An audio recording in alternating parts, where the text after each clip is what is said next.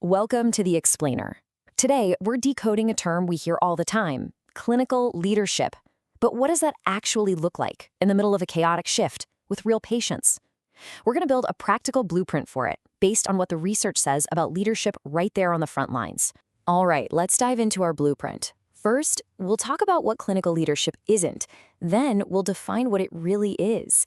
From there, we'll break down its three core parts: the purpose behind it, the key qualities it demands, and the roles a true leader plays.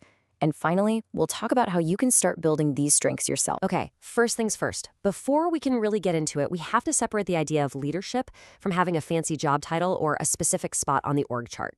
They are not the same thing. Let's make this super clear. Health service management, that's about the org chart. It's a specific hierarchical role focused on structure.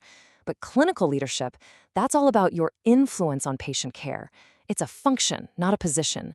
And you know what? That means anyone at any level can be a clinical leader. So now that we've made that distinction, we can build a real evidence-based definition. And this is cool. It comes from a huge review of research that actually asked frontline providers, people just like you, what leadership means in their day-to-day work. And here it is. This is the core definition. What I love about this is that it doesn't treat leadership as one single thing. Instead, it's a profile built from three distinct parts: your purpose, your personal qualities, and the actual roles you take on. It's the combination of why you lead, how you show up, and what you do. What's really interesting is how the research consistently breaks leadership down into these concepts. See how purpose, qualities, and roles are all separate from the idea of a formal position? This gives us the three pillars for our blueprint, which we're going to build on right now. This quote just nails it, doesn't it? It cuts right to the heart of everything. The whole point of leadership isn't about having power or authority.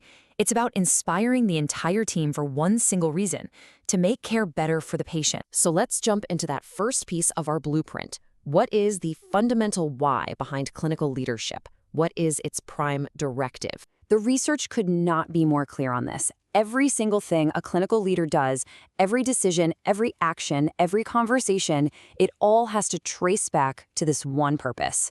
The patient is the North Star. Everything else follows from that. So this means a clinical leader is just relentlessly focused on these four things. They're not just treating the person in front of them. No, they're actively looking for ways to improve quality. They're inspiring their colleagues, and they are the ones holding the line on making sure care is both safe and satisfying. Okay, so we've got the purpose locked in, but what personal qualities does a clinical leader actually show? Especially, when the clock is ticking and the pressure's on. And this is true from your own experience. Your real character, your competence, it's never more on display than in a moment of crisis. That's where leadership is really forged and revealed, especially when time is critical and the stakes couldn't be higher. Think about it. A patient suddenly crashes, an emergency gets chaotic. The leader is the one who stays calm, who radiates confidence, and brings a sense of order. They're the one who can navigate the unpredictable, and just as important, they're physically there, available to support and guide their colleagues right through the storm. So we've covered the purpose and the personal qualities. Let's move to the third and final part of our blueprint: the tangible actions a leader takes. These are the specific roles you play to actively make the clinical environment better for everyone. Right. This is where your character turns into action. Leadership isn't just a state of being. It's the specific, concrete things you do to build a stronger team, to create a culture of excellence, and to lift the standard of care for everyone. So what does a leader actually do? Well, they're the ones who promote professionalism in every single thing they do. They build bridges and create real teamwork, not just in their own little group, but across all professions. They're the ones championing new evidence, pushing their peers to keep learning, and making sure everyone's contribution to patient care is seen and valued. Okay, so we've assembled all the pieces of our blueprint: the purpose that drives you, the qualities you show under pressure, and the roles you actively perform.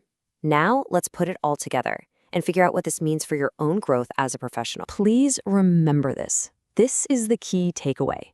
Leadership is not a title somebody gives you. It is a profile that you build day by day, action by action. It's that unique mix of your purpose, your qualities, and your roles. And you can start building it right now. So this blueprint, it's not just some theory. It's a practical guide you can use. So think about your own practice. Looking at these three areas: purpose, qualities, and roles. What is the one step, the first step, you're going to take to consciously build your own leadership profile? That's the question to take with you.